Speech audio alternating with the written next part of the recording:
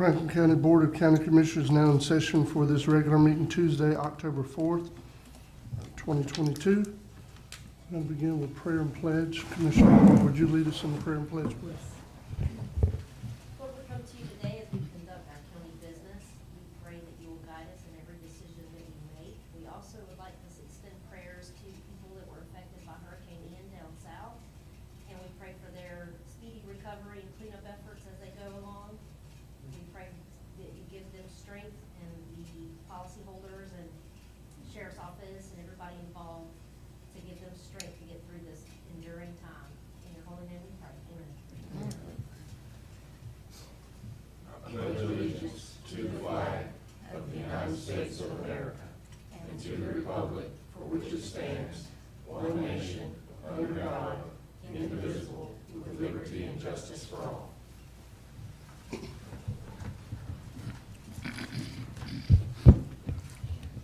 Okay, up first this morning is payment of county bills. Clerk, can we do these as one motion, or they have to be two separate motions? Since it involved the end of the year. I think we can just do one motion. The county bills, just one Yeah. motion. Just one Okay. bill, yeah. All right, so these, Check runs, yeah. okay, these bills will be for September 30th, 2022, end of 2021-22 fiscal year, and today's date, October 4th. So move to All right, approve. motion to approve by Commissioner Ward, Second. second by Commissioner Bolt. Any discussion, Commissioners? All in favor? Aye. All opposed? That's unanimous. Oh, I skipped one, sorry. Approval of minutes? So move. All right, we have a motion to approve by Commissioner Ward, Second. second by Commissioner Bolt. Any discussion? All in favor? Aye. All opposed? That's unanimous. Mr. Chairman, Yes, sir. before we go to public comments, if the board would so mind, I'd like to address item number 1, because it affects how some of the meeting goes for the rest of the day. So item number 1 is on page 15 of your packet.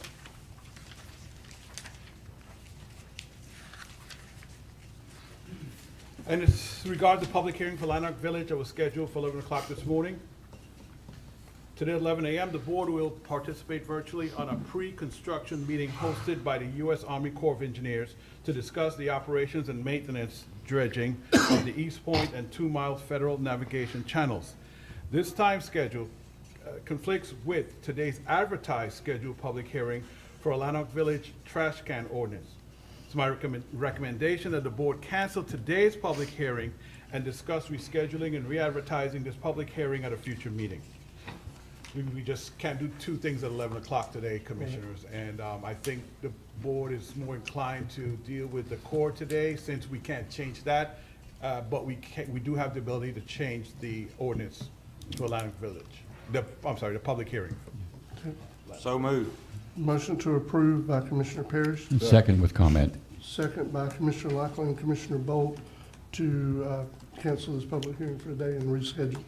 Commissioner, go ahead. Yes, I just wanted to say I think this is important to have a good deliberate discussion about this potential ordinance. I know that there are a lot of folks that have input, and looking forward to standing by to hearing that input. Thank you, Commissioner. Any more discussion before we vote? All in favor? Aye. All opposed? That's unanimous. All right, Mr. Chairman, so and I'll go back to the Corps' pre-construction meeting this morning at 11 o'clock, which we will try and get through our agenda today as quickly as possible to be ready to join that meeting. So I need the board, the public to understand something. This is the Corps' meeting. It is not your meeting. You are joining because you are the client, basically. So there is no space. We don't control the agenda. Nowhere on that agenda does it say that there's public comment or anything to that effect. It's basically the Corps, the contractor, the county, perhaps DEP. I don't know if any other state agencies are going to be on there. So I guess what I'm, and the board, we talk to each of you, talk to you as a group, about what we'll do today. The format will be, we will funnel all our questions to the chairman. He will speak to the Corps, but we all will be in this room listening, and so can the public. They can come in and listen. The point I'm getting to, Commissioners, is that the public, if the public has any comments, any questions, anything that they want you guys to relay to the Corps for them, I think either public comments now would be a good opportunity, or in my report, I have a item for open discussion for this same pre-conference meeting. I would ask, Mr. Chairman, if you would waive the speaker card just for this particular item and allow anybody that comes in later on that hears this message now, they can get on Zoom, they can come on in and ask the questions that they would like this board to ask the Corps, at that time. I think that would be prudent as long as the rest of the board's okay with it, because I know that there are several people that I've talked to that said they do want to have something to ask. And, I've told them when that other meeting was starting, but that the public comments would be in ours. And I don't see any of them here this morning, so Okay. if the board's agreeable with that, I think it would be good when we get that section meeting to allow them to have public comment. And as take an public option, I comment. could also offer my email. They can email me this morning. I'll monitor my email, michael@franklincountyflorida.gov. If you guys would send that to me, I will monitor that and have all those questions in front of the board and the chairman as we prepare for this 11 o'clock pre-construction meeting, very important meeting. And I think that's all I have to say at the moment. Okay, is the rest of the board good with it functioning that way this morning? Mr. Chairman, I sent you, sorry, Mr. Chairman, Michael, I did send you an email. Yes, ma'am. Okay, of questions I would like, and I'm perfectly fine with that. Okay. So there were no public comment cards this morning? No, sir, not online or not in the room. Okay. Clerk Michelle Maxwell, you're up next then.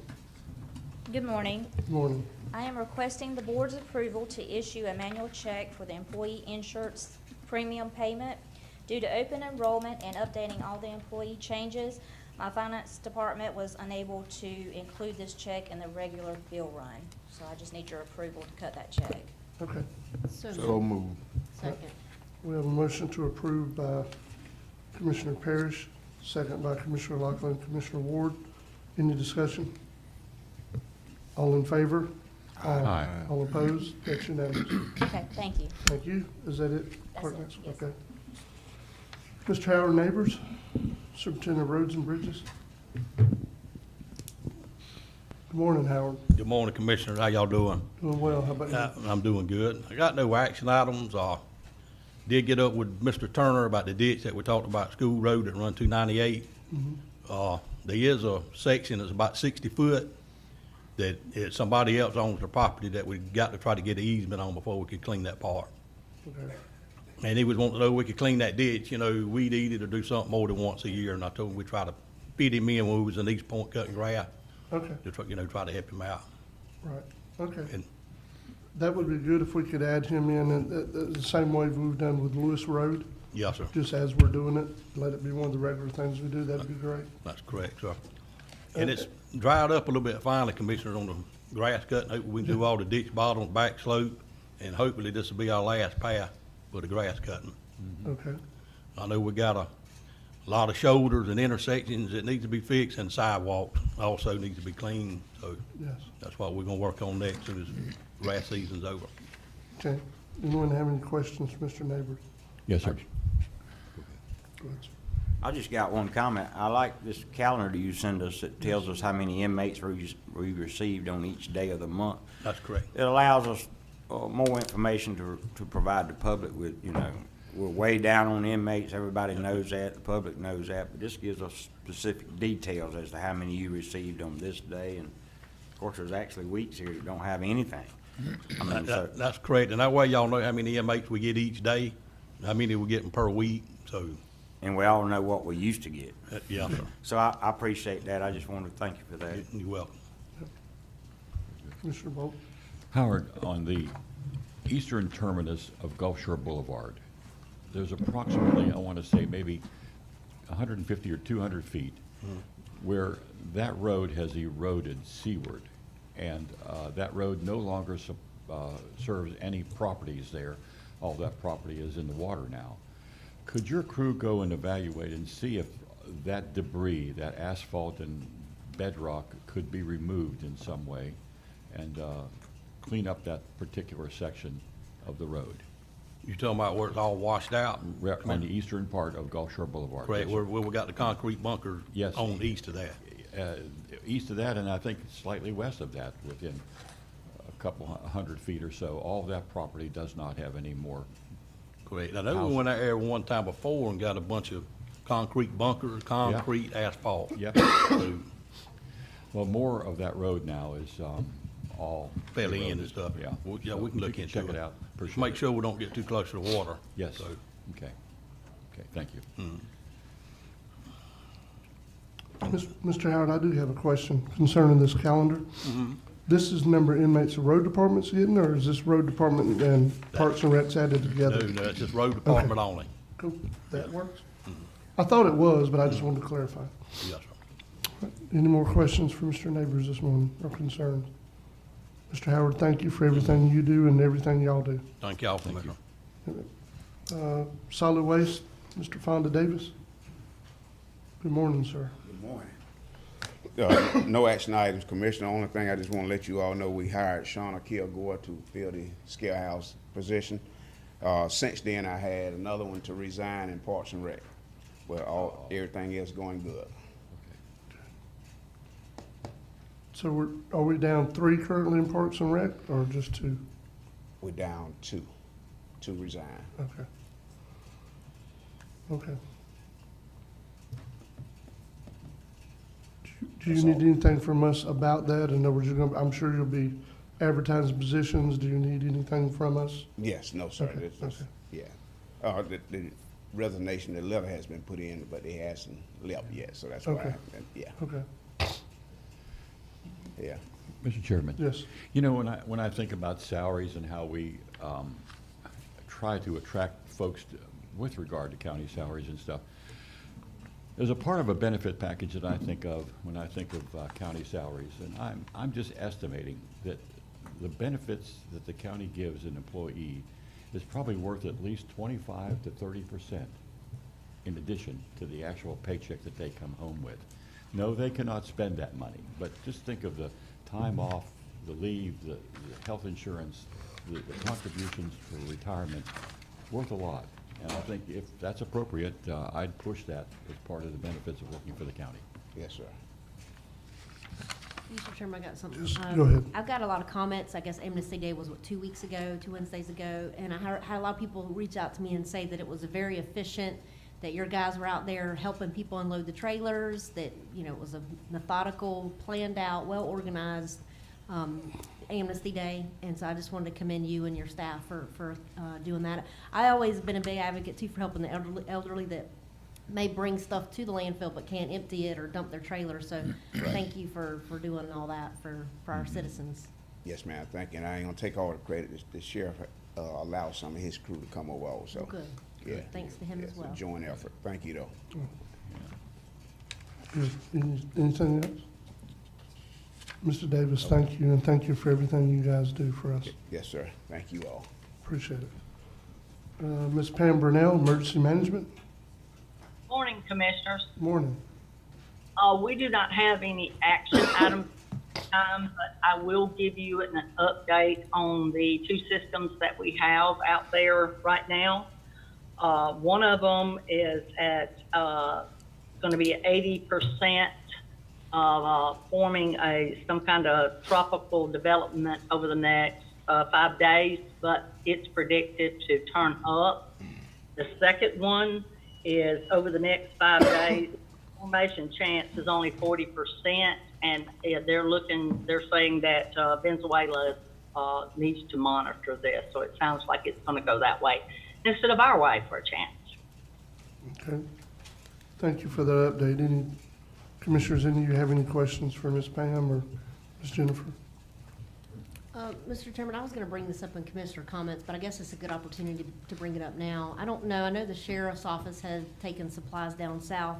Ms. Pam, have y'all heard of anybody down there area that needs, I feel like maybe we could help, maybe alongside with the sheriff to take stuff down or send it by him when he goes. Do you know of anybody that needs anything in particular down that way?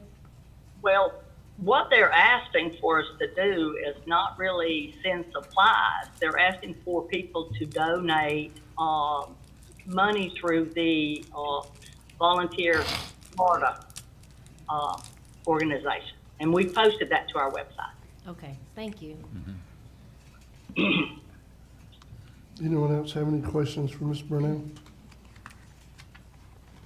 Thank y'all for everything y'all have done. The last couple of weeks have been kind of different, but we made it through it. And this time we fared well. But thank y'all for everything you do.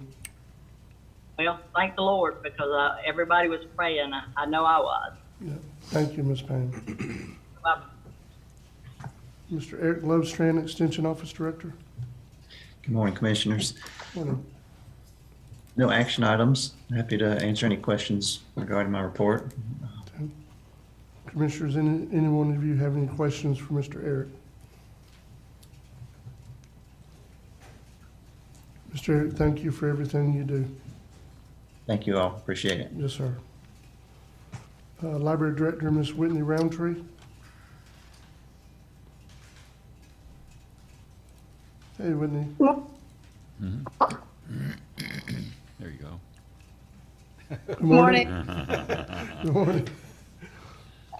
No actions items for you today. And the only informational item I have is that the Franklin County Public Libraries will be spending the week of October 17th through the 23rd celebrating the Friends of the Library group as a part of the 16th annual celebration of the National Friends of the Libraries Week. The Friends of the Franklin County Public Library was established in 1994. The organization was instrumental in building the two county libraries. Displays will be set up in each library branch during the National Friends of the Library Week, highlighting the work of our Friends group. Anyone who renews or joins during the week of the will be entered in a raffle. They've got some really cute gift baskets that they're going to raffle off. In addition, the Friends annual meeting will be held Wednesday of that week, October 19th at 5 p.m. at the Carabel branch.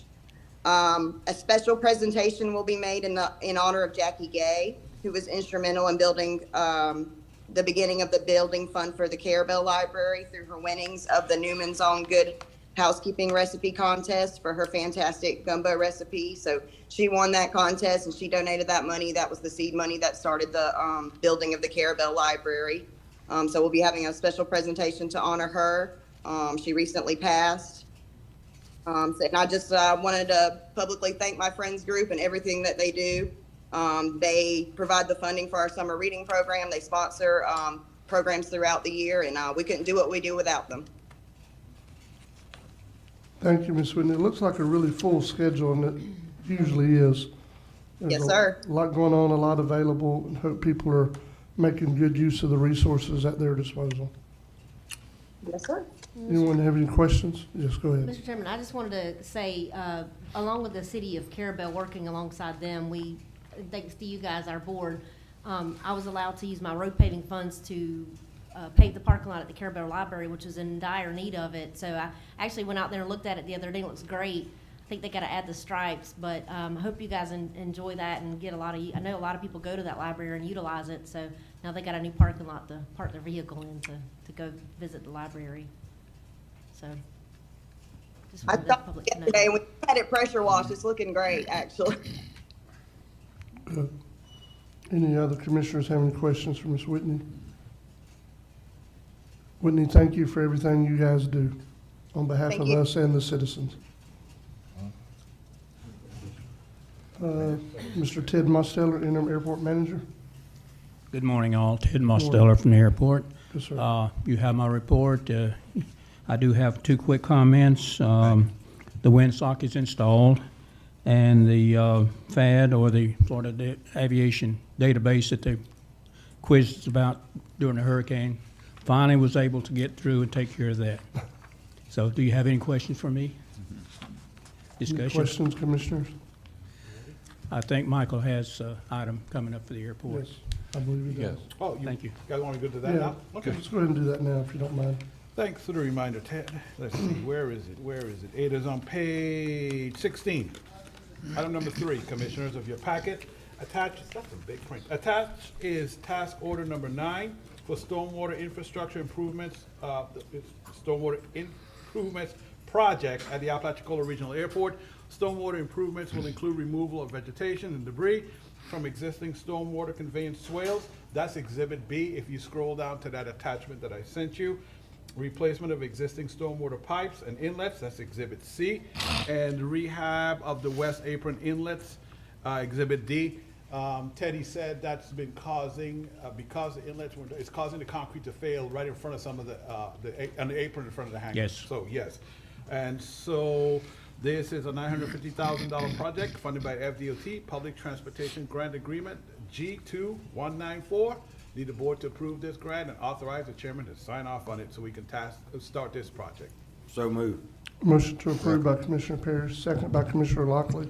Any discussion? Seeing none, all in favor? Aye. All opposed? It's a 5-0 vote. I mean, Commissioners, it's taken a while, but we have a lot of stuff going on at the airport. We really do. Apron projects, stormwater, the debris removal. Then we're gonna have the additional debris removal coming up shortly after that. And John is still working, AFCON is still working on the task order, Commissioner Lockley. You remember to convert the hangar into ADA accessibility from the parking lot, the ramp, all the way into the building. So they're still working on that. We should be getting that pretty soon. So we got a lot going on out there. Fuel farm replacement. Yep, fuel farm replacement, that's right, that too. Lot of good work at the airport. Mr. Chairman, Yes. Ted, I want to be clear. Do we have a defined movement going forward to be sure that every airport hangar out there at the airport is serving an airplane? Yes, sir. Matter of fact, Michael and I will be discussing this as soon as we get the hurricane all behind us. Okay. And I have a report, a form filled out with everything on it, inventory, and then we will inspect it and see what's in there. Okay, Yeah, great. Commissioner Bolt, to expand on what Ted is saying, so basically Ted, Aaron, myself, and Andrew, because he is the FBO, I think he needs to know what's in these hangars also. We're gonna do inspection of all the hangars and then bring a report back to the board.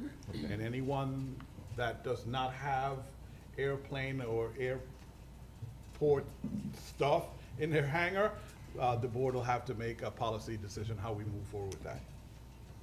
I am including everything at the airport, Yeah, fine. not just the T hangars. Oh, okay, Thank you. good. Any other questions for Mr. Ted? Thank you, Mr. Ted. Thank All right, Ms. Griffith, you're up next. It's early. She didn't believe me, I told her she was. Surprise!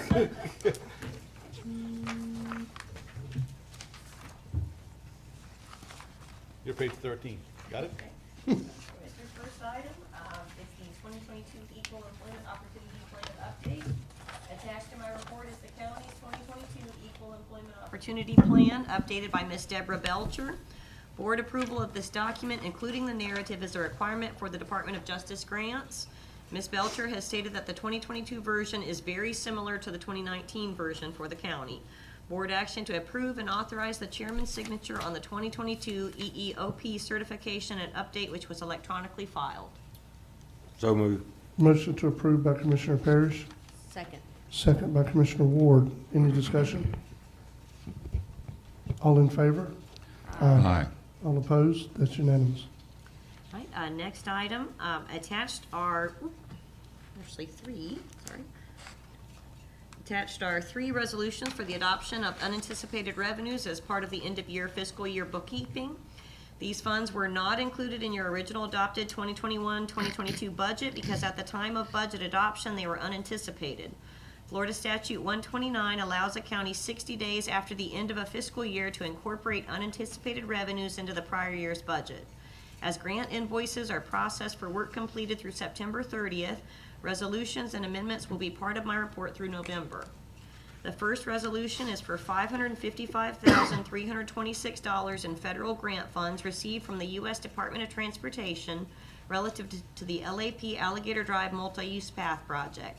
The second resolution is for $40,114 in spring auction proceeds, which in turn funded capital outlay for the Parks and Recreation Department. The third resolution is for $125,000 in state grant funds received from the Florida Division of Emergency Management relative to the EOC design grant. Board action to adopt the 3 attached budget resolutions. So moved. Motion to approve by Commissioner Lockley, Second. second by Commissioner Parrish. Any discussion? All in favor? Aye. All opposed? That's unanimous. Okay, next item, budget amendments, move budgeted amounts between line items during the fiscal year. The amendment below is needed to move budgeted funds from the landfill tipping fee capital outlay line item to the tipping fee repair and professional services line items to cover additional expenses relative to the emergency repair of the landfill pumps and additional fuel surcharge and volume relative to transport and disposal. Decreased tipping fees capital outlay, $86,165. Increased tipping fees professional services, $35,000. Increased tipping fees repair and maintenance, $51,165. Board action to approve the line item budget amendment summarized above. So move. Motion to approve by Commissioner Bolt, Second. second by Commissioner Lockley. Any discussion? All in favor? Aye. All opposed? That's unanimous. Next item, at your last meeting, the board received the amended scope agreement for the Florida Department of Economic Opportunities Hurricane Michael Assistance Grant. The new scope includes $355,000 for the replacement of the ball field lights at Vrooman Park with modern, energy-efficient, programmable, and wind zone compliant lights. The light poles at Vrooman Park have been leaning since the hurricane, and many of the light fixtures were damaged by the storm. As Vrooman Park has also received FERDAP funding this year for drainage and ADA access improvements, the lighting project will require careful coordination for work to be done alongside other improvements. I asked County Engineers Dewberry and Associates for a task order to assist in the layout and preliminary design of the lighting project to be billed at a contracted hourly rates as services are needed up to a maximum of $10,000. Board action to approve and authorize the chairman to sign the attached task order for the Vrooman Park lighting project. So moved with question. Okay, we have a motion to approve by Commissioner Ward, Second. second by Commissioner Bolt. Commissioner Ward, please proceed. The money, Aaron, for this is included in that grant, correct? It is. Okay, that's all I Yep. wanted to make sure Yep. people knew for the record, so thank you. Thanks. I'm excited about that. And Ms. Griffith, the lighting we're talking about is Musco lighting, right? That's correct. There you go. Yep, Musco Sports Lighting. It'll be Yeah. similar to the fields in Carabel. Yes. The difference being that light doesn't, Commissioners, it doesn't just send light out. It puts the light down to the playing surface, but it also lights up very well. So I think that's an important step in the right direction. Just wanted to highlight that. And there was also no damage to the lights at Kendrick Park during the storm. So, Good. Good. you know, they are definitely, you know, made to withstand high wind. Good. Okay. Any other discussion before we vote? All in favor? Aye. All opposed? That's unanimous. Anyone have anything else for Ms. Griffith before we proceed? Got off easy this time. Mr. Morone? All right, Commissioners, we're on page 15, item 2. Last week, it was brought to my attention that the current TDC vendor contracts would expire on Friday, September 30th, 2022. I contacted Mr. John Solomon, he's the TDC administrator, and he confirmed that the contract ended on Friday. I asked Mr. Solomon to contact each vendor to negotiate a temporary contract. Mr. Solomon's recommendation is a 90-day temporary contract paid at the 2022-23 fiscal year vendor contract retainer amounts. If I said that correct, with all other terms and language consistent with the expired contracts. So monthly retainer amounts will go to $3,333.33 to two of the vendors, $3,000 for another, and $1,250 for the fourth vendor. Mr. Solomon said all other amounts and percentages for additional services will remain the same. I'm confident that the process to read aloud the RFQ submittals at your next meeting, presentations before the review committee, which should follow shortly, and the selection of the vendors by this board, which will be after that, will be completed prior to the end of the 90-day temporary contract. I'm asking the board for action to authorize Attorney Schuler to create these 90-day temporary contracts for the 4 current TDC vendors at the 22-23 fiscal year vendor contracted retainer amounts. Discussion. Mr. Chairman. Yes, sir, go ahead. Oh, look, why this wasn't took care? It's been 3 or 4 months. This board made a motion to take care of this. And it ain't been done. What's the problem? I need to know what the problem is. Hey, we got the vendors, we do it up. We've been doing it ever since we were down there. if you're under contract, when it's time to renew the contract, it's time to renew them. That's in the book. We ain't making it up. The ones who run the program supposed to know it. Here we get informed today that it supposed to been done Friday. Ain't nobody said nothing last week or nothing. That's why we have you, the TDC, you handle it for the board. The chairman usually handle it for the board. And whoever have the contract, and they got a contract with the people working. But now they want extension,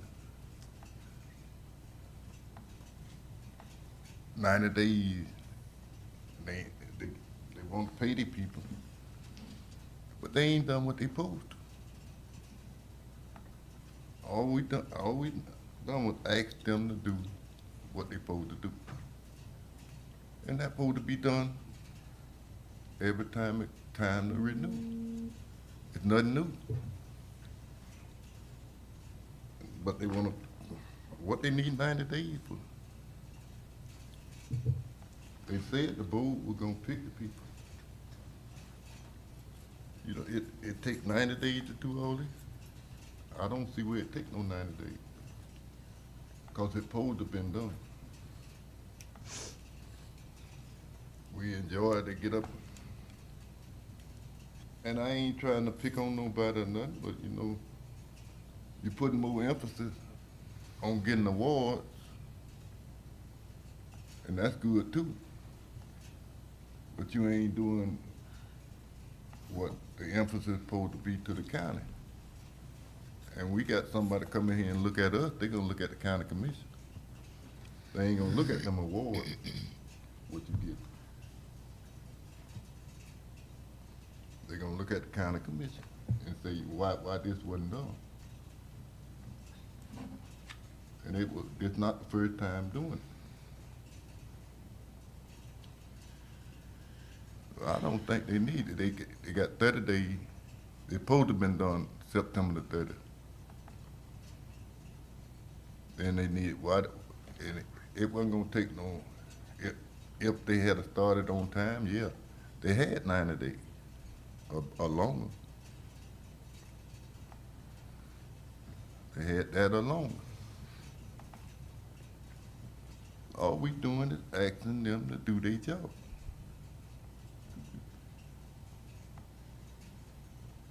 And I don't see where it take no. I think 30 days will be fine for them to do what they supposed to do. All they doing is, all you gonna do is put it in the paper. It's supposed to been in the paper, right? So this was what they need the 90 days for now. Yeah. So, Commissioner, so the issue on my end is that, okay, so we haven't gone out for bid in so many years. The contracts have been automatically renewed. So once the board made that motion and we proceeded, it became a process of finding the ads that were done back in 2018, 2019. Then the TDC administrator had to sit down and update every single ad as to what currently the TDC expects from their vendors. And after that, it was given to Attorney Schuler for his review, and then it came to me to check the dates, schedule dates, and to get it in the paper.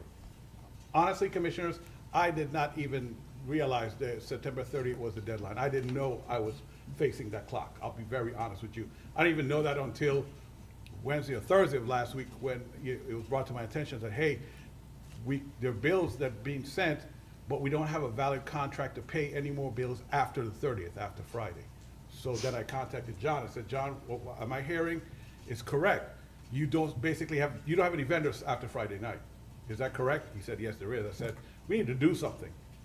And so that was John's task to do that. This is his recommendation. Now, we were supposed to, Friday was the cutoff date for the bids, and then we would have opened them this morning. Unfortunately, we were closed. So I've given them another week, and there were a couple of vendors that were in touch with me from in Central Florida area that wants to turn in bids. basically. So instead of just turning it till Monday, I said, you know what?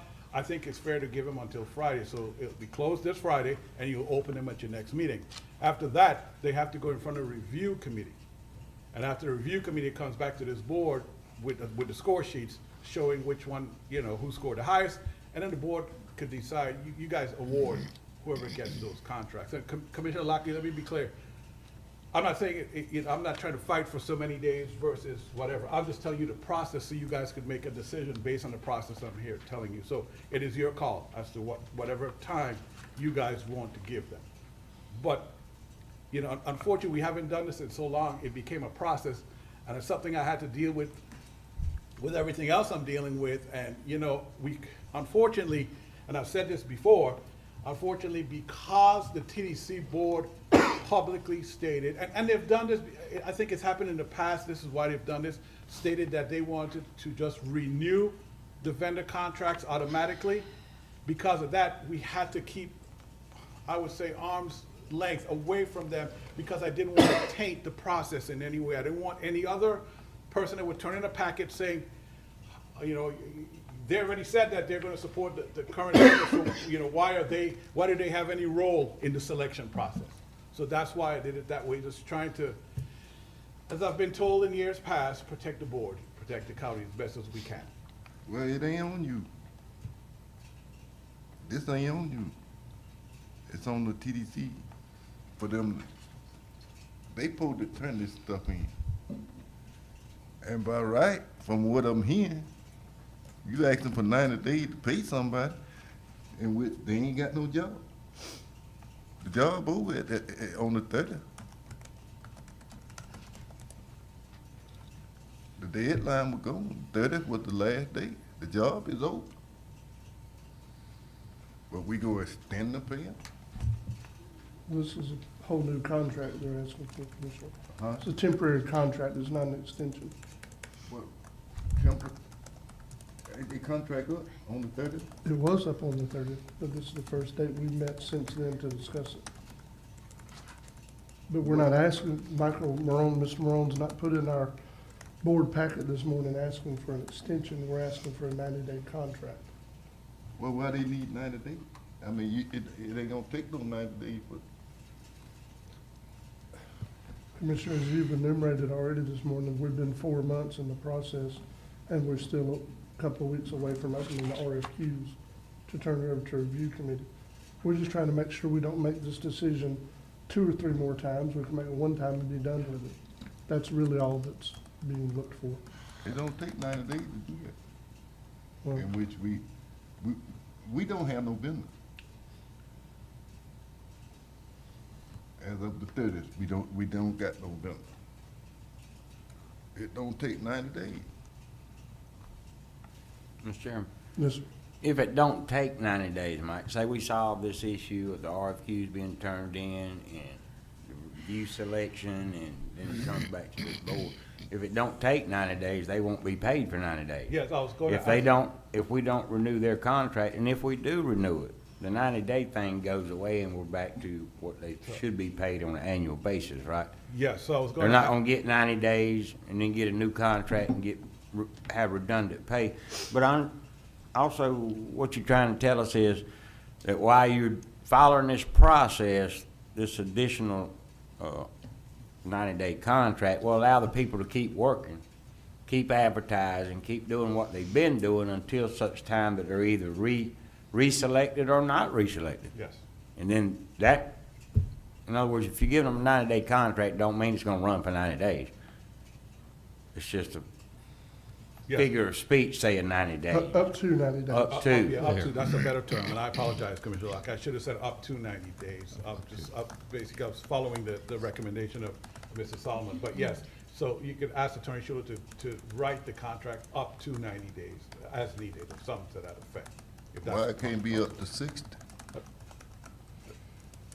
Or 30? We could, Mr. Chairman, we could do 30, but then we'd have to come back and re-up it if it's not done. Yeah, We'd have to address this again. What about 60? Good compromise. yeah, Huh? Good compromise. I mean, but we need to, I'm trying to set a precedent. 'Cause This contract gonna come up in that, and it need to be set so we can do it without all this commotion. Just run through there and do what you gotta do. Get it on over with. And it need to be set in stone how it's supposed to be done. Yes. That's what is needed. As we start the new contracts, I think the board needs to send your TDC administrator a process. Say, look, if they're gonna be 2-year contracts or 2-year with a year renewal, whatever this board decides to do, say, okay, administrator, 6 months, when there's 6 months left in the contract, come to the Board of County Commissioners, not to the TDC board. Come to the Board of County Commissioners, say, commissioners, you have 6 months on all your vendor contracts. What do you want to do? Do you want to automatically renew it? Do you want to send it to TDC for recommendation? Do you want to go out for bids? And then he has some guidance as to how to proceed, like Commissioner Lockley is saying, from now on. It then be done. And I will say, as it refers to his contract, honestly, I think you should say, you know, tell me to do it, because I don't think it just doesn't look right with Mr. Solomon stand up there and say, hey, guys, my contract is gonna be up in 6 months, what do you guys want me to do? That's a bad position to put him in, you know? So I can handle his, but he needs to handle the vendor contract. But we need to give TDC some clear directions as what the process is henceforth that we're going to follow. That's what you're absolutely right, sir. That's what We needs to be do. done. Go Because get in the past, if he looks to the past, he basically did what was being done for years past, to be honest. This don't look good. This don't look good. I hear you. This don't look good for the TDC. And it don't look good for us, commissioners. Wait till a day after the thing is over and we discussing this. Don't look good. I make a motion to get 60 days. We have a motion by Commissioner Lockley for a up to 60-day temporary contract for all the 4 current TDC vendors. I'll second it with comment. We have a second by Commissioner Bolt. Please proceed, Commissioner. Thank you. You know, there's something about what I call consistency and continuity of care, and many of these vendors seem to have done a tremendous good track record. Look at some of the awards we've gotten, objectively awarded. And if it's possible, when you're doing a score sheet or rating sheet of the bids, if it's possible to have some weight given meritoriously for the vendors who have consistently been supporting this county and are willing to continue to do that, just from a standpoint of the relationships we have built and the consistency we have built with them. What do you think about?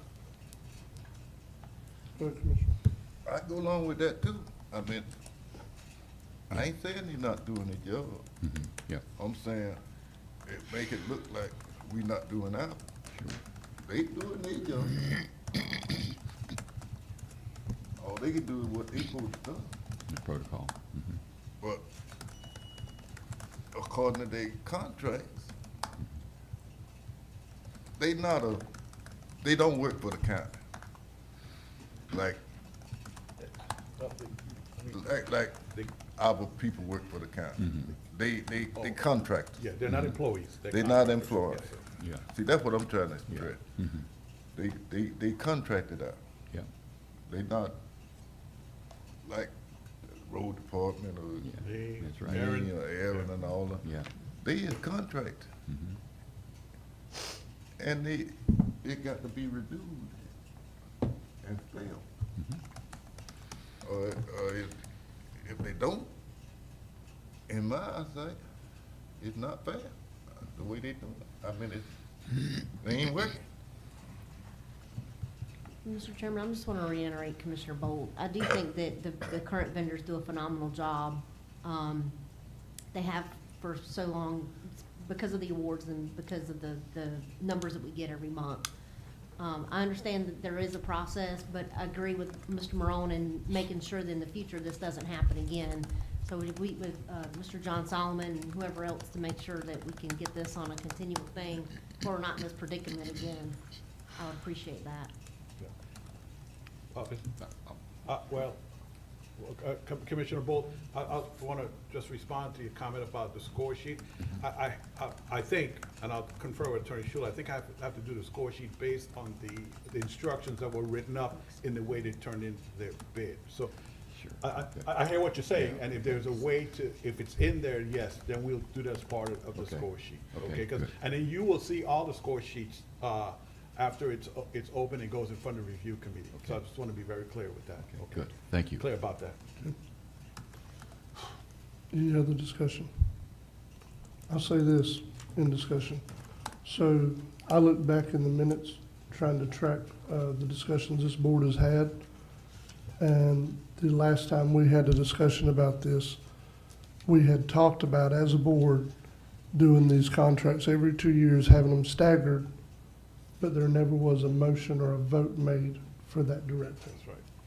So that's where some of it fell in. The current contract allows for automatic renewal, and that's what the TEC board actually voted on back in February, was to do an automatic renewal.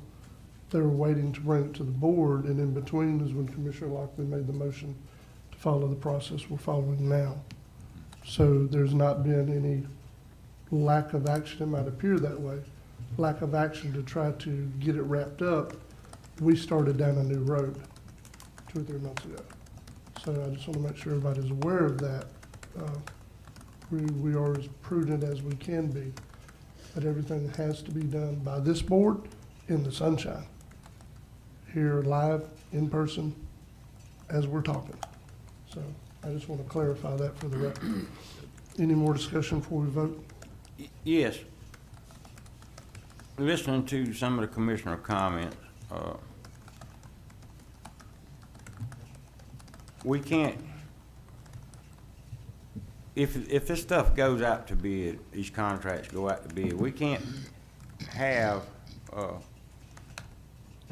we cannot make allowances for vendors in the past. If you're gonna go out for bid, it has to be transparent. Everybody awarded the opportunity to put in a bid.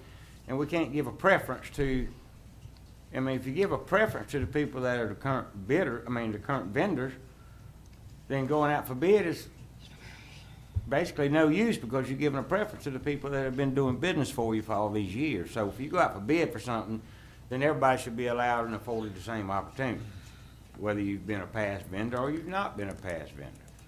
If you're gonna give a preference, then you might as well renew the contract. I mean, that don't look good. That don't look good on our end to give a preference. I mean, it's like giving a preference to your local contractors, which we don't do. Everybody bids on the same project or what have you. All bidders bid on the same project, on the same requirements of the project, and we're not allowed to give a local preference. And it's been a big discussion on this board several times about giving preference to our local contractors, hire their local people. But when you go out for bid, I mean, if you do that, then people that could come in and save you money on a particular project or something are not going to bid, because if they bid the same, the local preference is given to the local people, then they don't get to bid. So then you don't have bidders responding to your when you go out for projects for bid. Well, it ain't no sense me responding, because they're going to give preference to the local contractors. I mean, so if we're going to go down this road of every time that there's a renewal period there that you can renew stuff, but you want to go back out and see if there's new vendors that want to come in and do that, then that should be a recommendation when we finish up this thing, Michael, and we select new vendors. It should be in their contract that every 2 years you will have to resubmit to continue to be a vendor. I mean, that's the way of preventing what we're going against now. Yeah. So we don't have to hash this out every time the 2 years is up. Like Commissioner Lockley said, if we're going to do that, then we need to start direct the administrator there. There'll be no more renewals. Every time the 2-year contract's up, then you're going to have to resubmit. And as you said, the responsibilities and the job description of these vendors increase all the time as funds increase. They do a little bit more here, a little bit more there. So then you got to redo your bid documents if you want to submit to be a vendor. there's more requirements and more things you gotta do as these jobs are added to these vendors as we move along. So, you know, my suggestion is if we're gonna do that, is to, when you come back and we renew contracts or we hire new vendors, that part of their contract says in 2 years or 1 year and 8 months or whatever, how much time you wanna give them to complete the process before September the 30th, is to have that in their contract so that they know it's coming up, so the TD administrator knows it's coming up, and move on. I mean, that should be part of what we're doing here. Understood. Mr. Chairman? Yes. Yes, sir, I agree. I do know that responses to requests for proposals that have these score sheets in them, these score sheets are weighted by different values. And many things can be persuasive to choosing a new vendor, and price is one of them. Another one is innovation, something new and different that hadn't been done before. But I do think that there's a very important component of relationships in working with vendors, and that type of ease and facilitation of working with vendors. No, it doesn't have to be a heavy score in that area, but something that's recognized that I think is important. Of the years of time and investment that's been put into vendors of the past. But I do want to emphasize that score sheets can be set up in such a way that it recognizes better pricing, better innovation, better skills, different people. I just wanted to put that plug in for that. Thank you. Thank you, Commissioner. And I will, just so the public is aware, all the discussion we're having, these RFQs for these vendor contracts have already been sent out. They've already been submitted as of this Friday. They'll be finalized as far as the dates. So in the discussion we're having here this morning is us discussing the process. It has nothing to do with what's been sent out or what's been responded to. Correct. Okay. Okay, any more discussion before we vote? All in favor? Aye. All opposed? That's unanimous. All right, Commissioners, on page 16, we already addressed item 3. Item 4, the Franklin County School Homecoming Parade is scheduled for Friday, October 28th. That starts at 1:30 p.m. Highway 98 will be closed from 1:30 until 2 as the parade commences at the intersection of C.A. Gillespie and Highway 98. Then we'll travel east on Highway 98 and ending at the Jefferson Street and Highway 98 intersection. The Sheriff Traffic Division is aware of the parade route, and Old Ferry Dock Road onto Bluff Road and Patton Drive onto Island Drive will be the detour routes. Board action to authorize the closing of 98 and approve the detour routes for the school's homecoming parade. Who they playing? I don't know.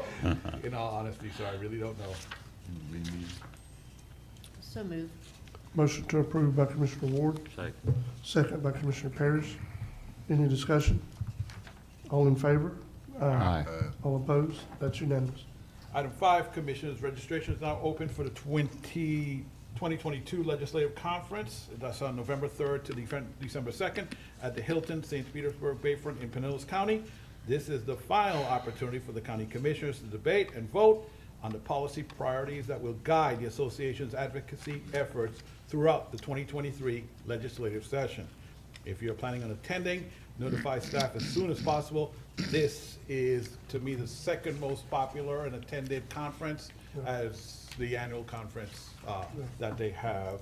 I just need board action to authorize travel and expenses for anyone that's attending this conference. So moved. Okay, motion to approve by Commissioner Lockley. Second. Second by 2, Commissioner Ward and Commissioner Bolt. Discussion.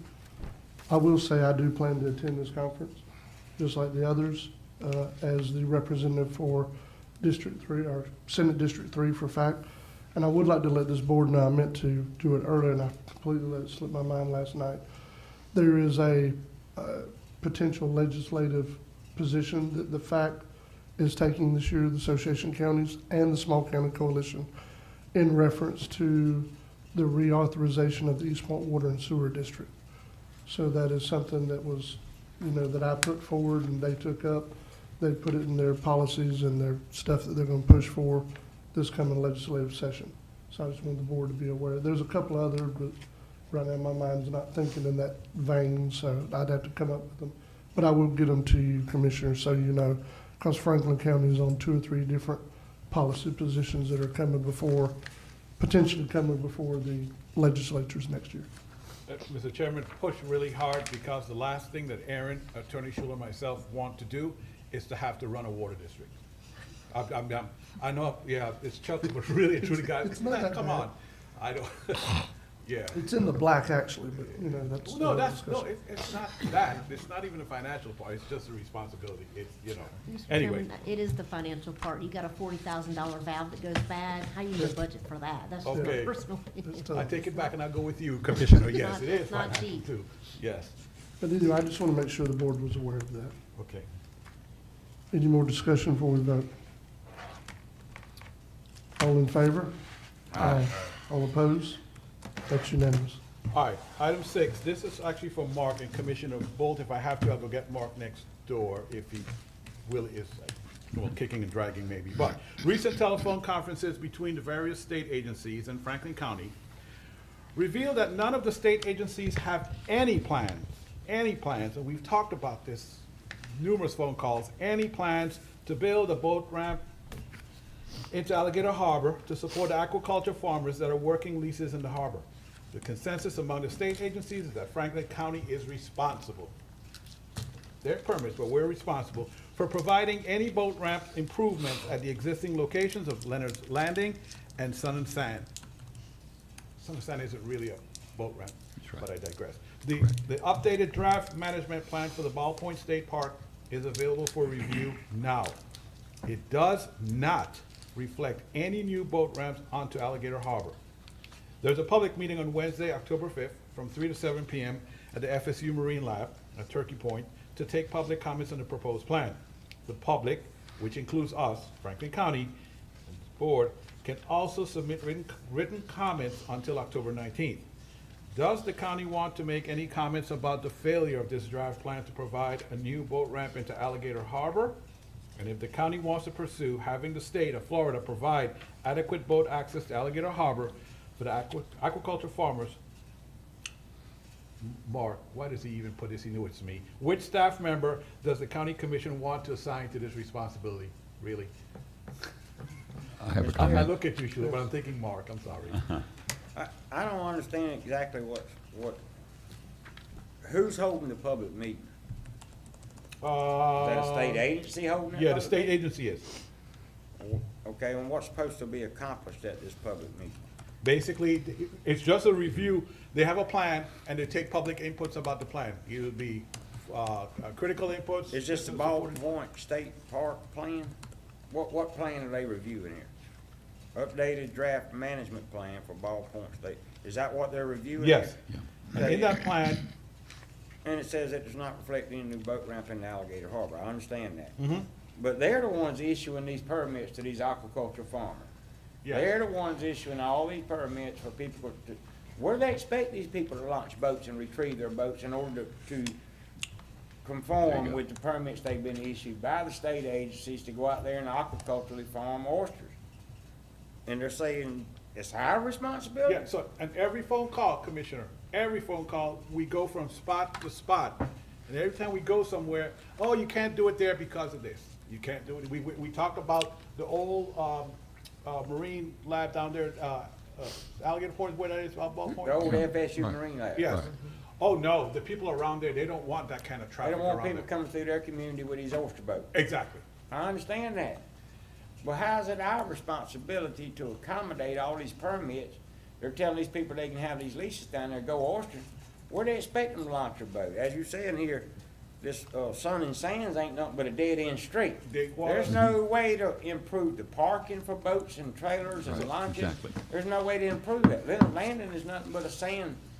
And then you got to go through the grass beds. And it's a felony to dredge grass beds with crops. So if the tide's low and they start dredging these grass beds, you can be wrote up for a felony Yes, so. under Florida statute. So what do they expect us to do? There were 2 lots down there that's for sale. Their idea to us, we, Franklin County, need to buy the 2 lots, turn that into a parking area, and then we could have a good parking at Sun and Sand. That's a neighborhood. Nobody, I mean, come on. I'm like, guys, and then here's the problem. I'm like, Mark and I were on the call. Mark is like, well, wait a minute.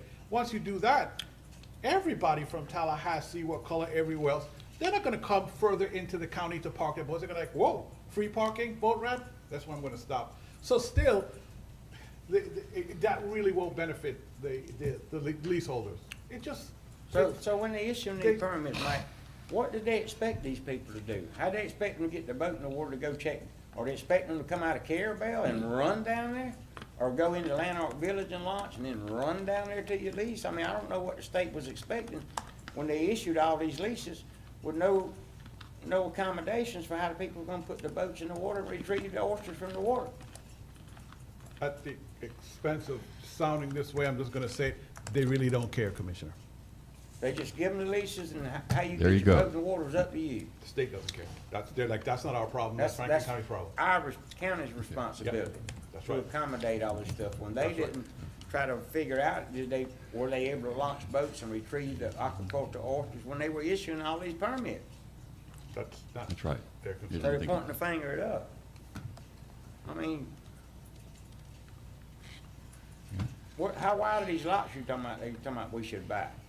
Were they 50-foot wide? Yeah, they're not that wide. I can't remember exactly the measurement, but, you know, it won't provide enough parking. And Commissioner, I don't want to encourage a boat ramp in Sun Sands. I'm sorry. That's, Neighborhood. So where else do they expect us to put it? Leonard's Landing? yeah, we talked about Leonard's Landing, but, There's no I natural can't remember the channel. issue they had with Leonard's Landing too. And then there's a, Is there a natural channel at Leonard's Landing to get these boats from where you launched think, out through the grass beds so and I all? don't think that's a natural channel. I don't. There ain't no natural I don't channel there think that so, I'm aware of, and Commissioner. it's full of grass beds. Yes, and I think there was an issue with traffic too and where people would park. Yes, sir, and if I may, Leonard's Landing is full of sediment relative to several storms that have piled that sediment in there. There is no peripheral parking there at Leonard's Landing that accommodates a long truck and a long trailer.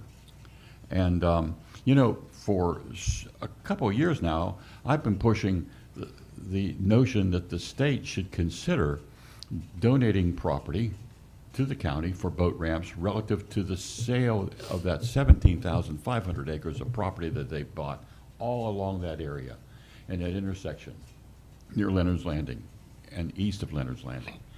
And I agree with you. The state has put out all these leases for aquaculture, and farmers have been taking advantage of that, but there has been no forethought about the consequences of all the need for serving those leases that the farmers have to have.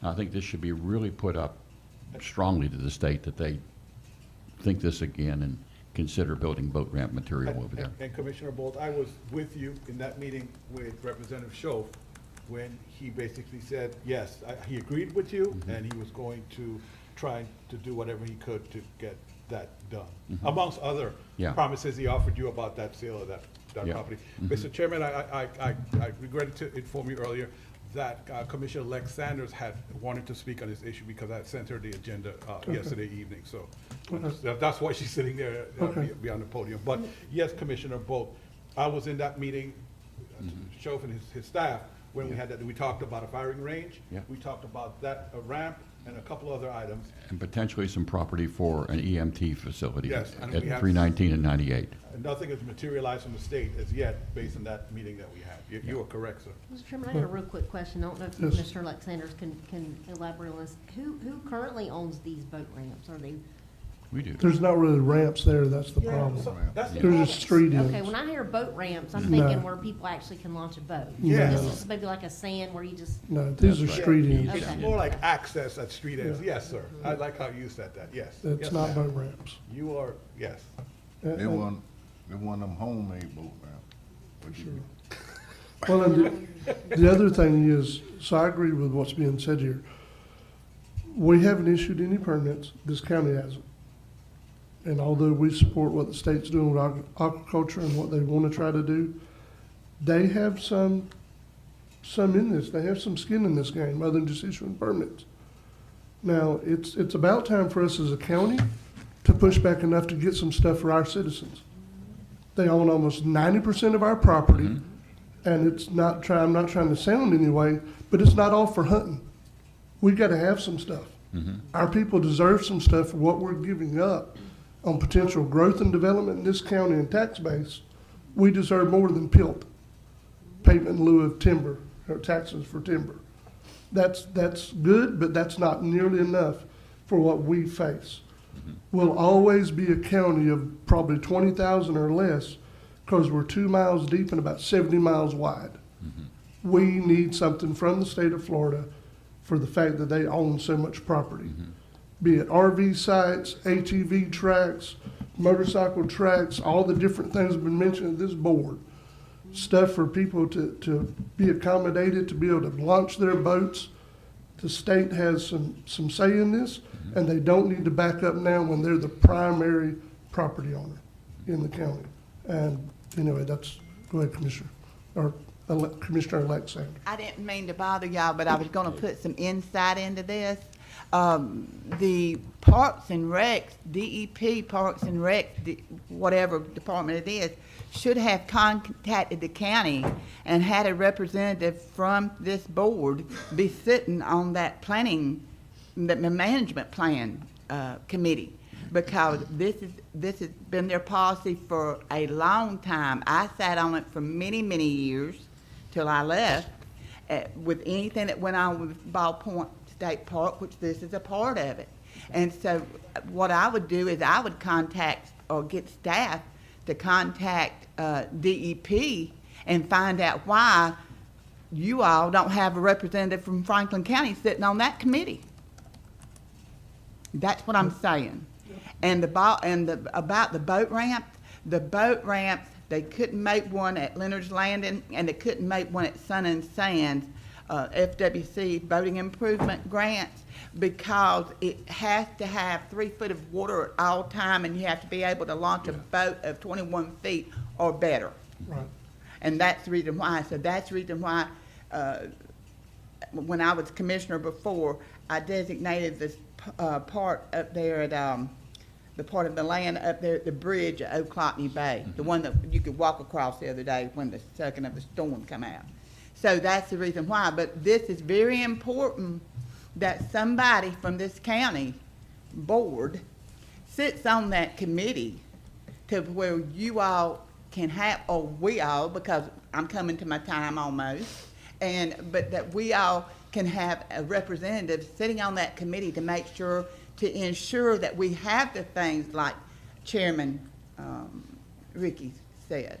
And this is all I wanted to just put in it, nothing derogatory or anything. Yeah, but you all contact, and before they have that meeting this afternoon, Michael, I would call them if the board chooses to and get them to say, hey, somebody come over. You know, they should have done that months ago.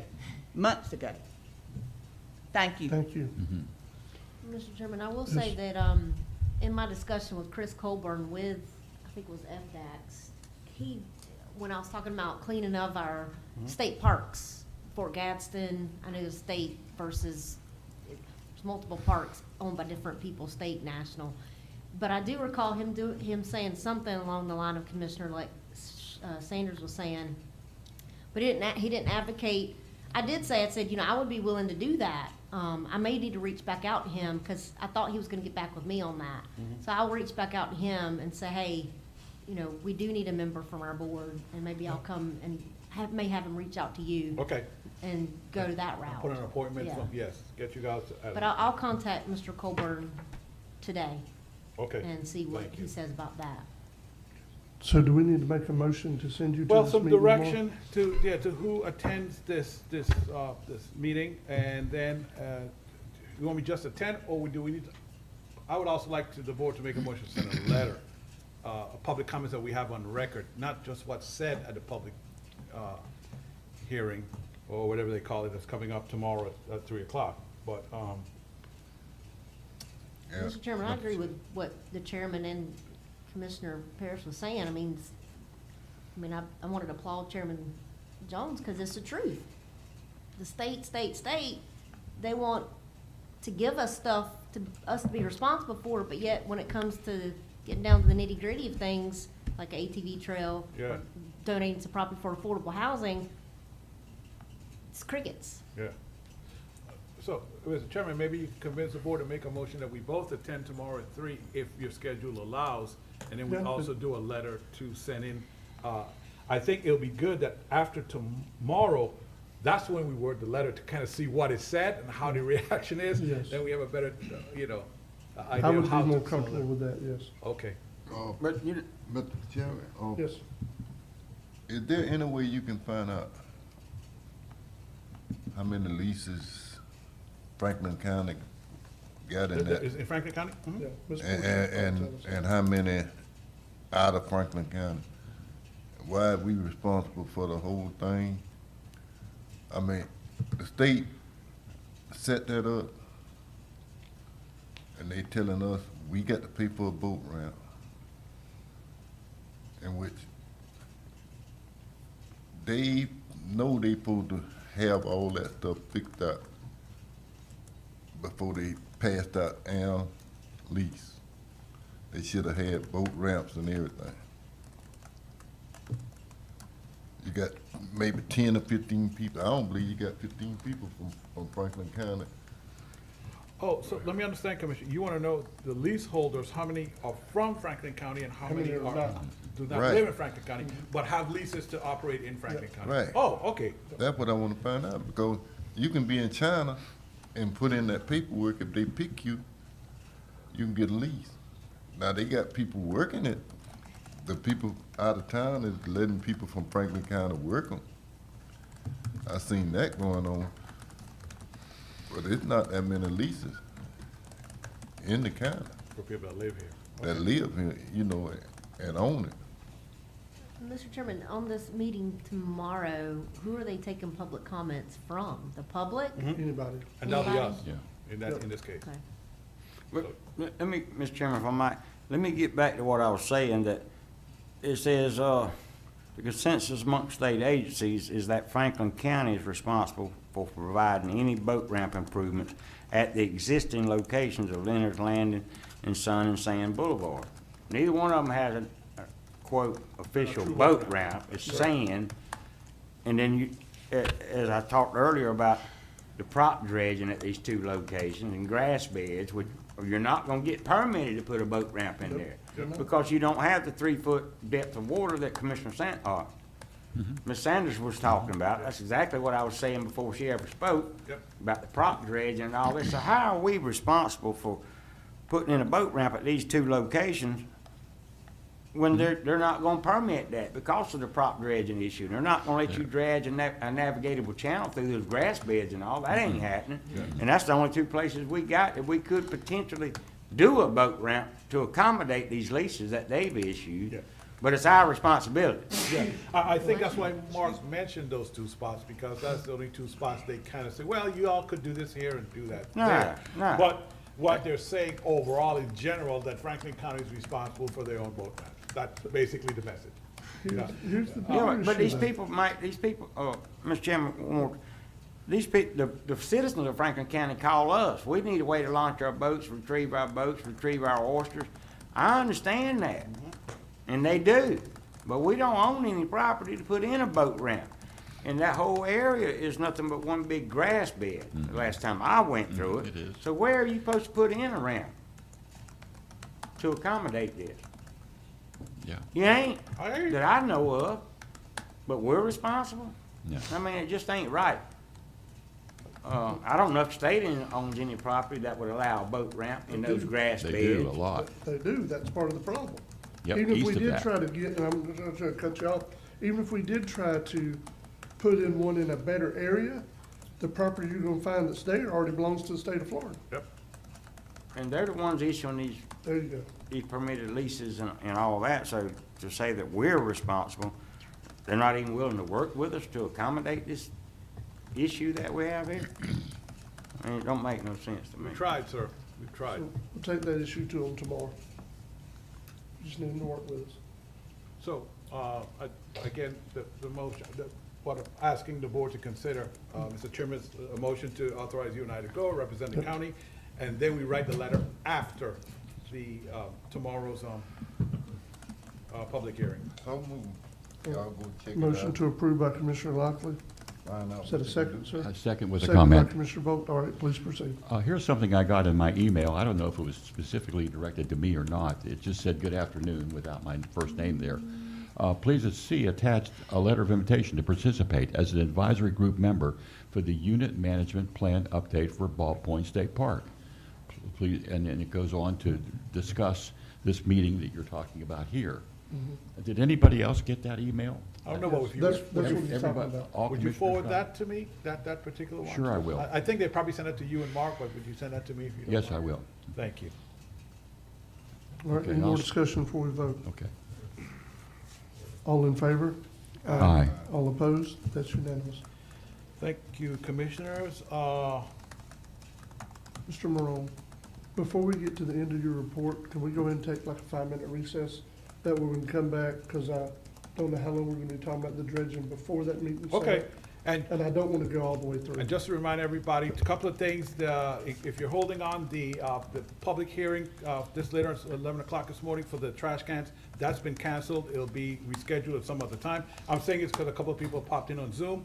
And for the public, if you'd like to comment about the meeting later on this morning about the dredge, please stay close, stay on the line, because we're going to be taking public comments here in a few minutes.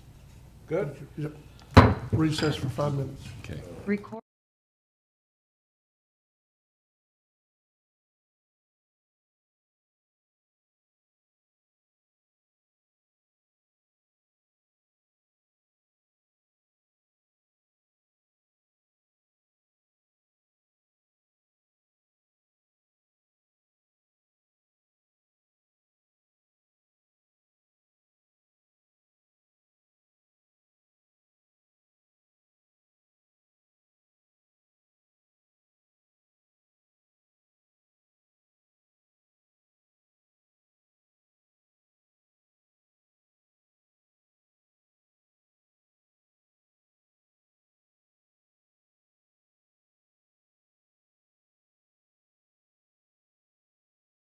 Hi, I'm Carol Landis. I'm a professional realtor in love with St. George Island.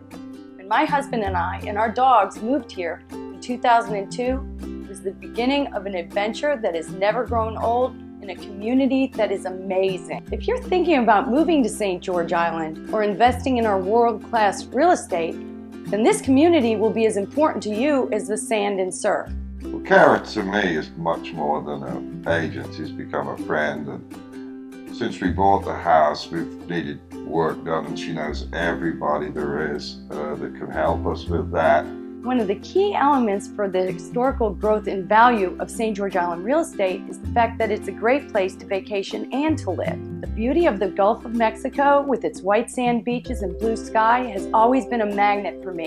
It was love at first sight. As your realtor, I can help educate you on the various aspects of buying and owning coastal properties. From taxes to coastal setback lines to where to find the best oysters, it's all part of being your realtor. Too often our friends tell us of it being a hardship to buy a house, and the agent was gone as soon as the closing. We've had quite the opposite experience with Kara. If you're looking to buy or sell real estate on St. George Island, I'd love to work with you. Please call or text me at 850-653-7753.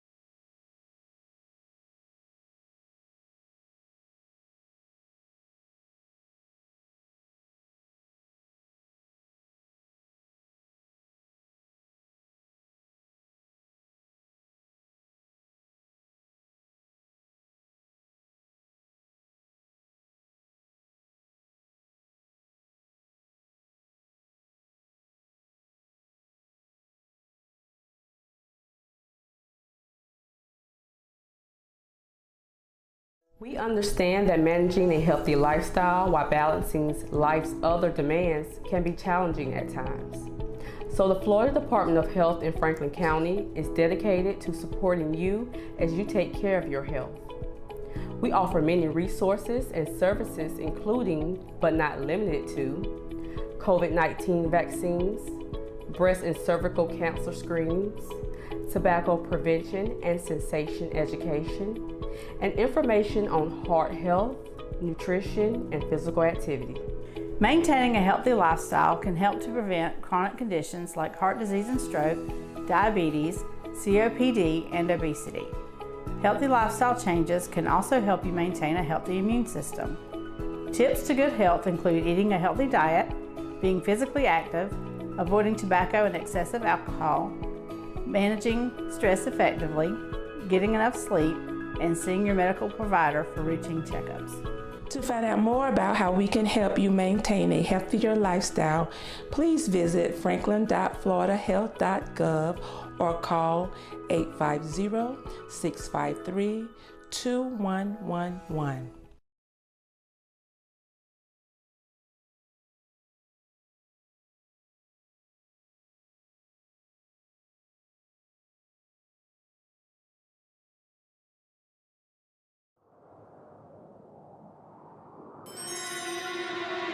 Take a paranormal tour of downtown Apalachicola and see if any ghosts still roam the streets.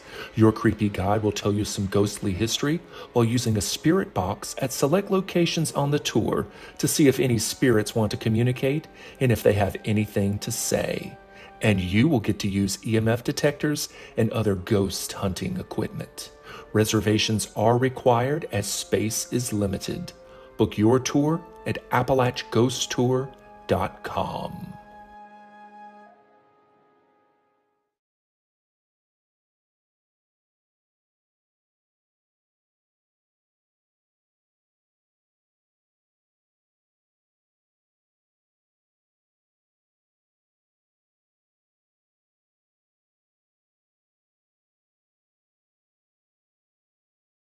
Remember when vacations were peaceful and relaxing?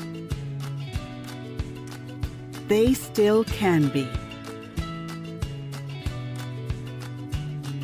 Let us show you.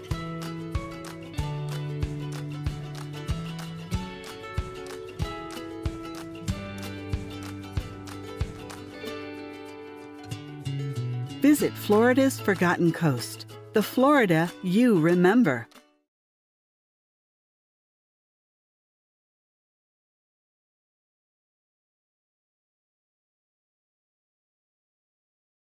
Our beautiful piece of paradise, please make sure you visit our local shops, restaurants, galleries, and take some time to experience something different and take a fishing trip or tour with one of our experienced guides. Our neighbors and their businesses are the heartbeat of our community. Thank you for visiting, and remember to shop local, eat local, and fish local. This message is brought to you by the Apalachicola Bay Chamber of Commerce.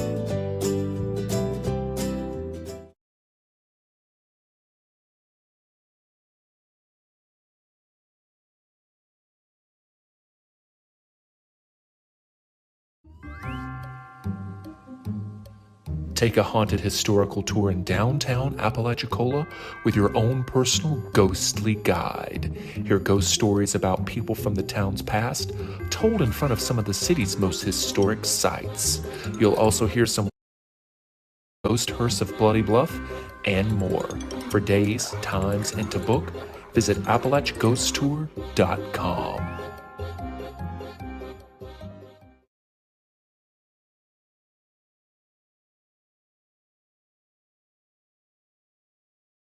Fisherman's Choice Bait and Tackle has all you need for your day of fishing. They have fresh and saltwater bait, an unmatched selection of mirror lures, and a wide selection of Berkley Gulp, plus fresh and live bait and all the rigs and tackle you need for a great day of fishing, including brands like Penn and Shimano. They are also the only bait and tackle shop in Franklin County where you can get a fishing license. And don't miss their wide selection of marine supplies, coolers, and more. Fisherman's Choice is located at 330 Highway 98 in East Point.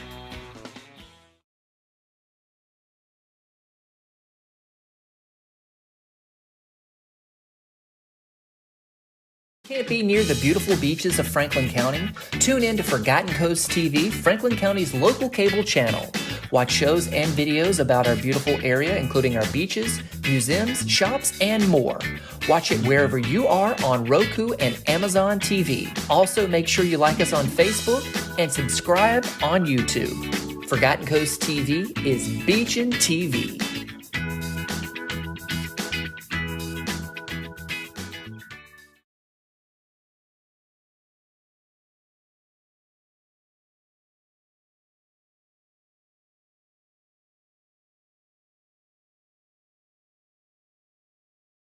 Download the new Florida's Forgotten Coast app. See the latest beach conditions, things to do, places to get delicious seafood, and great shopping along Florida's Forgotten Coast, plus more. Also, check out the Explore the Forgotten Coast Passport and Forgotten Coast Foodie Passport to be entered for your chance to win a trip to the Forgotten Coast. Download the new Florida's Forgotten Coast app and the Apple App Store and Google Play Store. This mobile app brought to you by the Franklin County Tourist Development Council.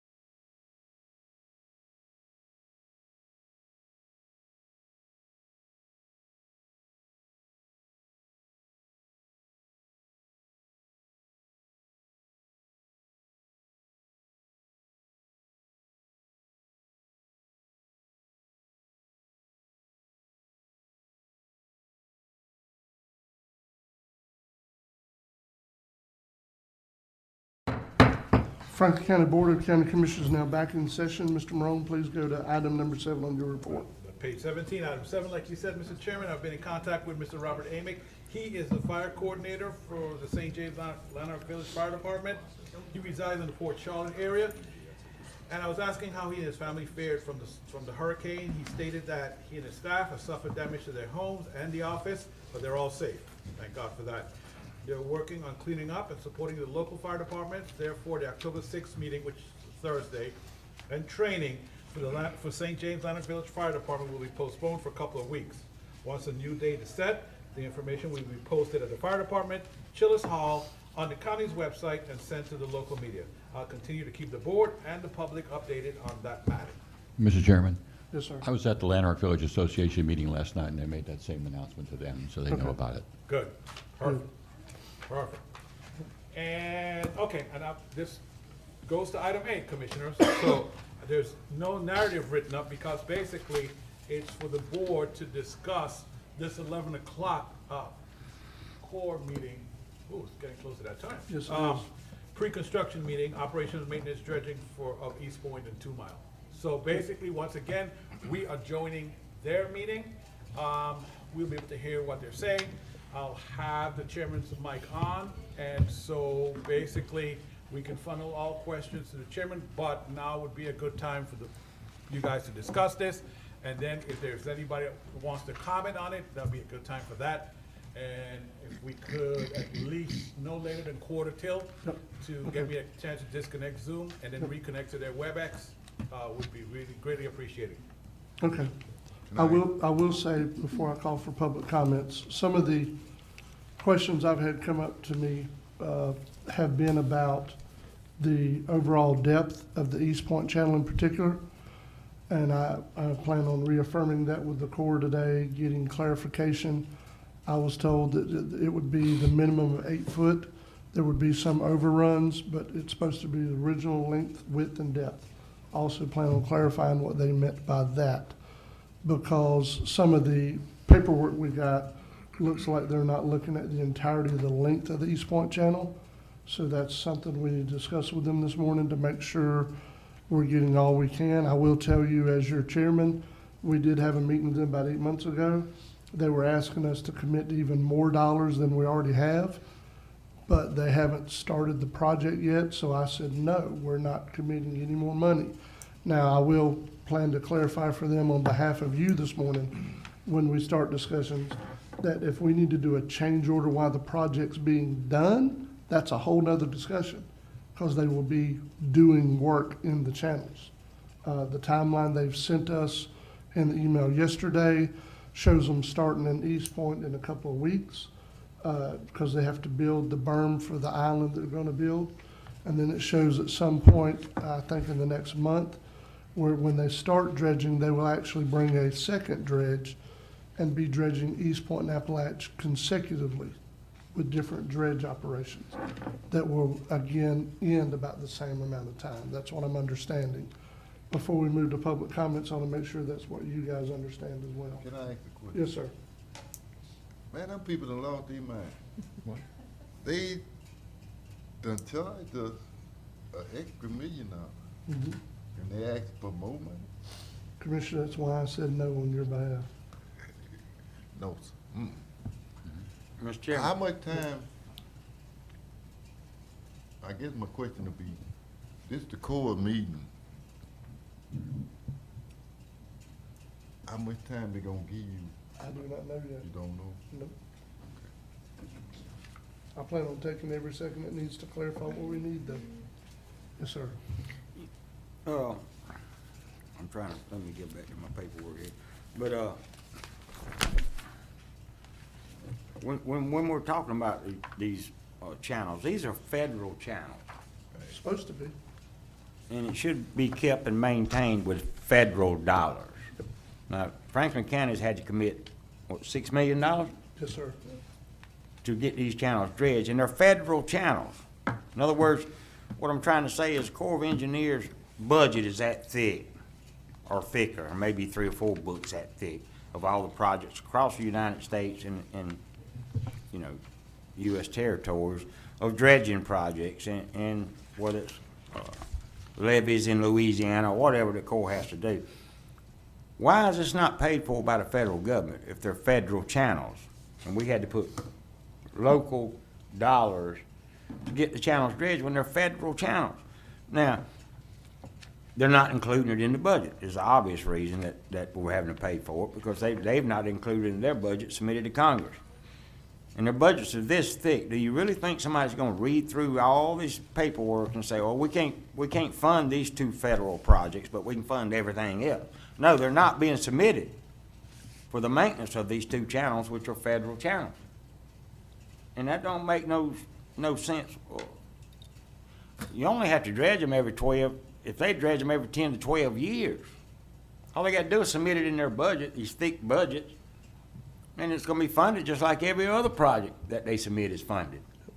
So it don't make no sense why we're having to take some of our BP dollars out of the consortium to pay for this when it's federal channels.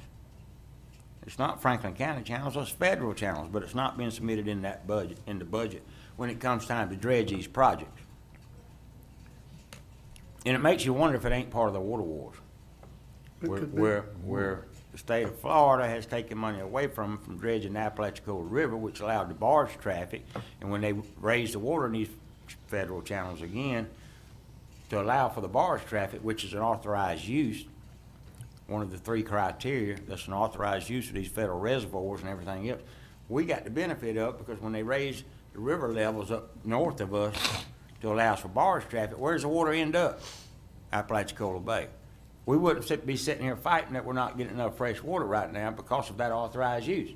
Well, the state of Florida took that away from them. DEP, FWC, wouldn't give them a permit to dredge any longer. And I'm wondering if it's not retaliatory is what I'm trying to say. Could be. We'll never know. No, nobody's going to admit to that, but it all coincides and works that way. But anyways, you know, that's one question I have for them, but I don't want to. I wrote it down. I don't want to really stop our dredging projects that we got going. So I don't want to tee them off too bad, but it just don't make no sense. Yes, I mean, sir. it really don't to me. So this time I'll call for public comments. Anyone in the room wishing to comment on any issue about these dredging projects? All right, Michael, see about online, sir. Anybody online would like to comment on this, please indicate so by using the raise hand feature on your smart device. Call for anyone who wants to comment on this. No hands raised, Mr. Chairman. Okay. So those are some of the questions I have in front of me that I've discussed here this morning, especially significantly for East Point is the depth of the channel, the overall length of the channel. Is it going to go the entirety of the breakwater? And as Commissioner Parrish said, if these are federal channels, why aren't they being included in a federal appropriation to upkeep them? I will say, Commissioner, thinking about that, what started on some of the latest iteration of this project that looked really promising a couple of years ago and kind of fizzled out was, I guess about 4 years ago now, they let the board know that they had a congressional appropriation of $3 million for the East Point Channel. Of that $3 million, I think there's only about a third of it left for the actual project. The other's been spent in the meantime on any of the work they've done to get us to this point. Whatever that work has been, it's already been spent. So there was at least some kind of congressional preparation. Yes, sir. I was just wondering, and just educate me, is that depth of that channel proposed, is that deep enough for proper draft of all the traffic that'll go through there? Yes, sir. Okay. Yeah. Okay. Yeah, 8 foot. My dad used to have a 53-foot shrimp boat moored in that channel. Okay. And that was plenty of depth. Is that going to be the same depth as the Apalachicola side of it as well? I think it's about the same. I'm not isn't sure. it? Yeah, I'm not sure. I'm sure it is. Yeah. But Mr. Chairman, if I might, while we got a few minutes, when you're talking about wanting to go deeper, you've only been permitted to put it on these breakwaters one time. Right. And they have to determine how much they can actually put on those breakwaters according to the DEP permit that was issued to allow us to use those breakwaters for disposal. In other words, if you try to go 10 or 12 feet, it's going to create so much more of a cubic yard when you look at the overall dredging material, you increase the overall cubic yards of each one of those breakwaters, and you can only go so far. I think that has a lot to do with the length and all that we're talking about, the length and the width, because if they go too far and dig too deep, now they've created too many cubic yards to go offshore on those breakwaters. I think a lot of that plays into that, as to how many cubic yards they can put there for disposal. In other words, they can't build a mountain 20 foot high.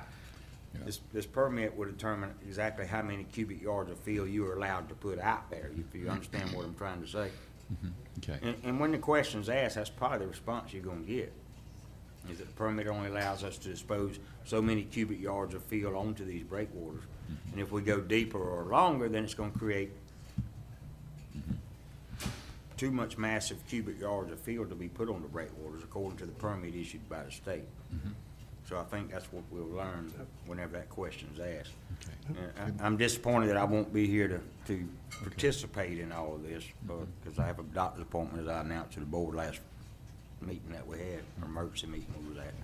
But anyways, the chairman has been on many conference calls with them, him and Alan, about these issues, so I feel very confident that he will relay the concerns of the board to the Corps of Engineers, as he's participated on these conference calls before. So I think he'll do the board a good job at that, always has.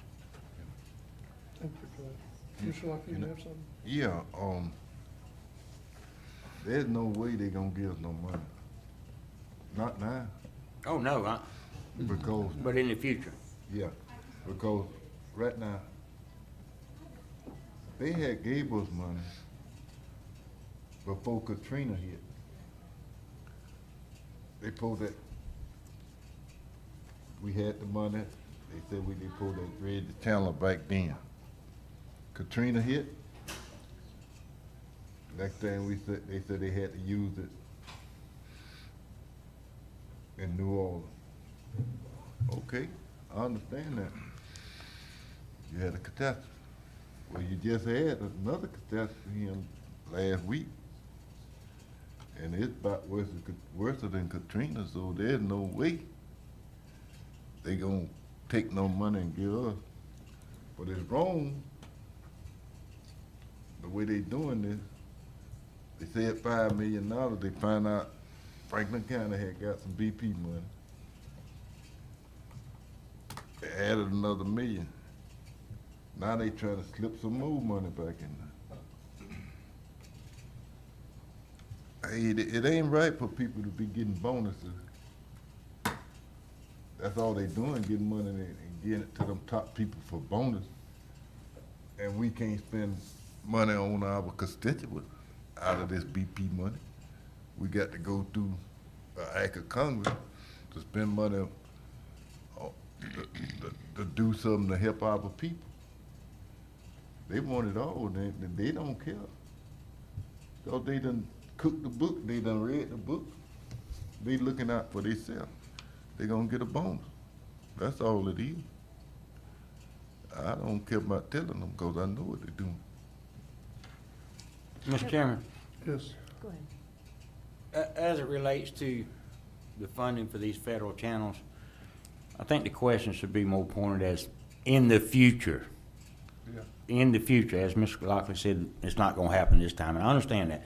But in the future, we're not gonna have the ability to pay. No, we're not. So in the future, we would like them to consider next time that these channels need to be dredged and maintained, that it be on, it should be submitted as part of their budget for that particular year, whatever year that is. That's a better way of putting it, besides all the other comments I made. I think that would be more beneficial. Yes, sir. And you know, to complement that, it seems to me after they do this dredging project that they ought to have a maybe every other year review of how that is maintained and whether it's filling up with sediment again. As we move forward year after year after year, they're reviewing the status of those dredging projects to know when it's time again to refresh those projects and keep us informed. Mr. Chairman, I was just gonna say, you know, the Army Corps, we hear that word a lot. It was frustrating for us is, and I know this has been going, you guys have been on this board longer than I have, and this has been going on for many, many years, 20 years is too long to dredge a channel that's so utilized by our seafood workers. Problem is, Army Corps, federal government, you know, we're low men and women on the totem pole, which is unfair.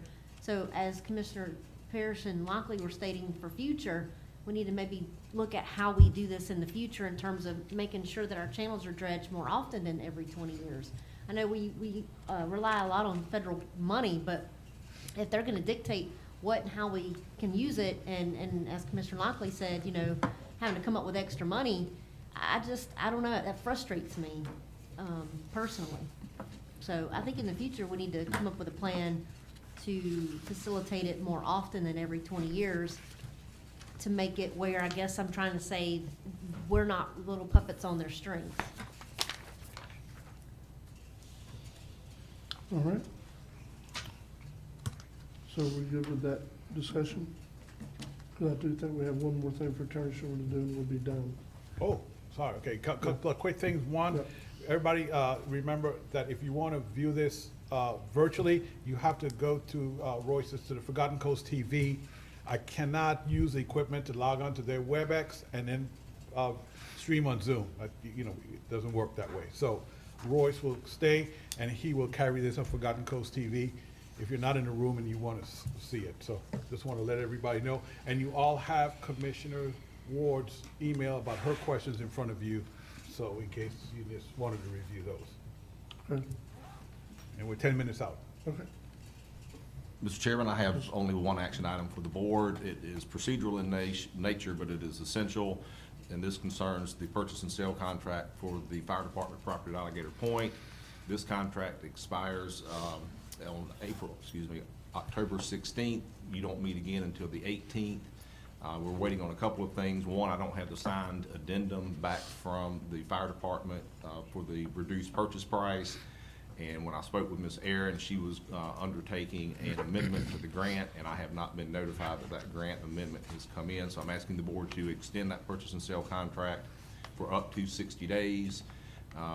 Aaron had indicated to me she expects the grant amendment to come in soon, and we can close shortly after that, within a week or two, I think.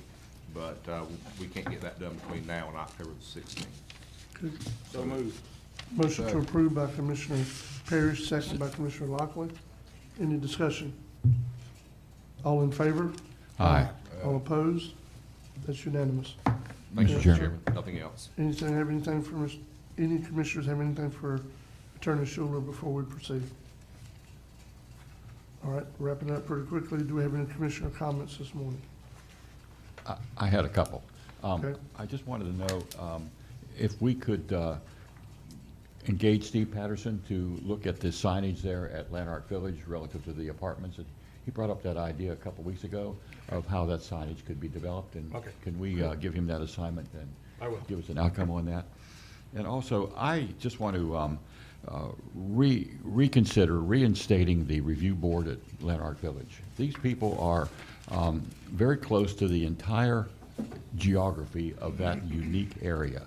And I'd like us to rethink about the value of that review board, not only to save time and money of current staff having to go out there to that facility, but the fact that they're familiar with the landscape and the if you will, the personality of the architecture and everything that goes on out there. I'd like to see that review board reinstated. We can talk about that another time. Okay, any other commissioner comments this morning? Okay, meeting is adjourned.